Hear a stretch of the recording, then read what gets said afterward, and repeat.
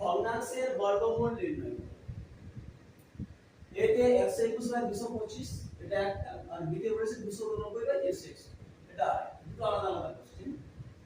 তো ভগ্নাংশের বর্গমূল বের করলে আমাদের কি করতে হবে? লবেরও বর্গমূল বের করতে হবে আর হরেরও বর্গমূল বের করতে হবে। তাহলে বের করি। এতে কি বলেছে? 121/225 এর বর্গমূল। একে আমরা লিখতে পারি একটা বড় ধরনের বর্গমূল চিহ্ন দিয়ে, সেই বর্গমূল চিহ্নের ভিতরে 121/225। এই বড় বর্গমূল চিহ্নের ভিতরে লব আর হর দুটোই আছে, এর মানে হচ্ছে যে আমরা লবেরও বর্গমূল করছি আর হরেরও বর্গমূল। ঠিক আছে? এবার রুটওভার অফ 121, এর 121 কে যদি আমরা ভাঙি কি পাবো? 11 গুণিতক 11।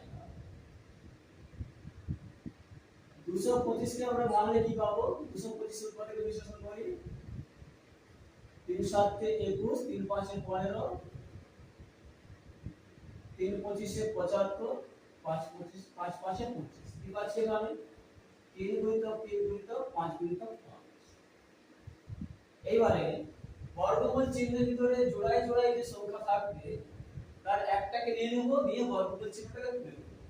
তাহলে উপরে কি আছে? বর্গমূল চিহ্নের ভিতরে 11 গুণিতক 11। তাহলে এখান থেকে একটা 11 নিলাম। আর নিচে আছে মানে হরে আছে 3 এর একটা জোড়া, 5 এর একটা জোড়া। তাহলে বর্গমূল চিহ্ন তুলে দিয়ে একটা 3 নিলাম, একটা 5 নিলাম। এই হলো কত? 11/15। এটাই আছে। এই একই রকম ভাবে যদি আমরা 289/361 এর বর্গমূল নির্ণয় করি তাহলে আমরা পাবো কত? 289 মানে কি? 17 গুণিতক 17, আর 361 মানে হচ্ছে 19 গুণিতক 19।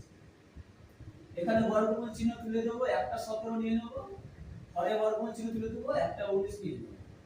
এটা হচ্ছে এর অ্যানসার। এটা যদি বোঝা যায় তাহলে 4/9 এর বর্গমূল কত হবে সেটা কমেন্ট বক্সে 4/9 এর